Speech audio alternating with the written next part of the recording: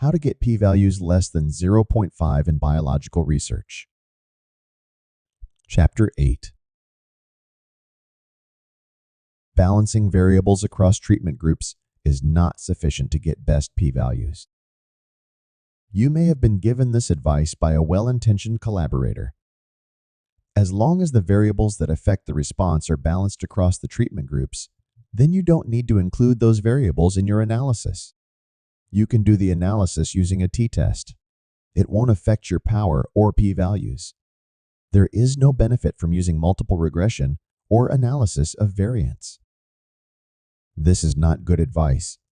It can have quite bad effects on your p-values.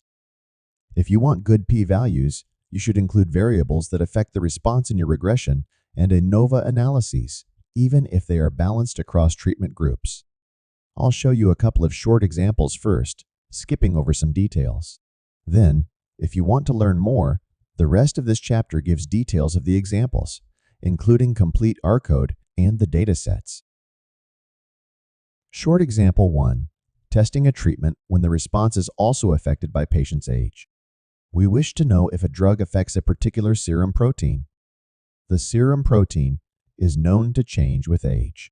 Here is a plot showing the response: serum protein, patient age, and treatment. Notice that at each age, 40, 50, 60, and 70, one subject gets the drug and one subject gets the placebo. So, age is perfectly balanced between the two treatment groups. First, analyze the data using a t-test, ignoring age. The t-test gives us p equals 0.47. According to this analysis, the drug has no effect on the serum protein. Details for this example are given below. Next, analyze the data using a multiple regression model that includes both treatment and age as explanatory variables. The regression analysis gives us p equals 0.000917 for treatment. Which do you prefer? T-test p equals 0.47 for treatment, not controlling for age. Or regression p equals 0.000917 for treatment after controlling for age. Consider again the advice. As long as the variables that affect the response are balanced across the treatment groups, then you don't need to include those variables in your analysis. You can do the analysis using a t-test. It won't affect your power or p-values. Clearly, the advice is nonsense. Short example 2, adjusting for 2 or more variables that affect the response. In this example, we'll see how to adjust for 2 nuisance variables that affect the response, along with the treatment. The same method applies to adjusting for more than 2 explanatory variables. We perform an experiment to test the effect of a treatment on a response. Unfortunately, we also have 2 nuisance variables, operator and instrument, that we suspect are affecting the measured response that is reported.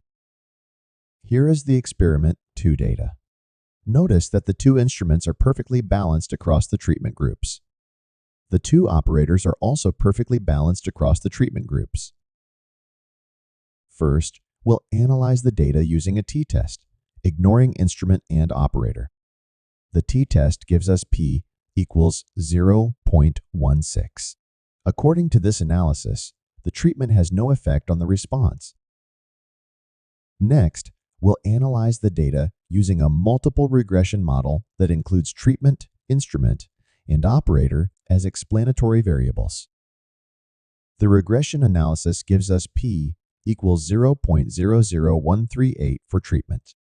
It also gives us p less than 0.05 for instrument and operator, indicating that there are significant differences in the measured response caused by variability between the operators and variability between the instruments. A detailed presentation of this example is given below. Which do you prefer? T-test p equals 0.16, ignoring other variables. Or regression p equals 0.00138, controlling for other variables. If you want good p-values, include variables that affect the response in your analyses, even if those variables are perfectly balanced across your treatment groups. If you want ways to quickly and efficiently identify nuisance variables that are affecting a response, see the chapter, Rescue a Failed Experiment Using Fractional Factorial Designs. Detailed presentation for example 1. We wish to know if a drug affects a serum protein. The serum protein is known to change with age. We have the following data. We load the library car to use the ANOVA function instead of the default ANOVA function. The car ANOVA function avoids problems that can occur with correlated explanatory variables. Plot the data. Perform AT test. The p-value is 0.4744, indicating that the drug has no effect on the serum protein. However, if we plot serum protein values by age, we see an important pattern. Here is a plot showing serum protein with both age and treatment. The plot indicates that within each age group, the drug is having an effect, but the t-test cannot detect that effect because of the additional variance caused by age. Multiple regression model, including both age and treatment. The better method is to include both age and treatment as explanatory variables in the analysis using either ANOVA or linear regression. Doing so removes the otherwise unexplained variability caused by age. Here is the result using LM and the ANOVA function from library car. The regression analysis gives us p equals 0.000917 for treatment. Detailed presentation for example 2, how to adjust for 2 or more variables. In this example, we adjust for 2 explanatory variables in addition to the treatment. The same principles apply to adjust for more than 2 explanatory variables. We have 4 variables in the data. 1. A response variable. 2. A treatment variable. 3. Operator, a nuisance variable that also affects the response. 4. Instrument, a nuisance variable that also affects the response. Notice the perfect balance of instrument and operator across the treatment groups. Let's look at some plots of response versus treatment, instrument, and operator. Response treatment. Response operator. Response instrument. The graphs suggest that treatment, operator, and instrument all affect the response. First, we'll try a t-test of response treatment with no adjustment for instrument or operator. The t-test gives us p equals 0.16 for treatment, indicating that it has no effect on the response.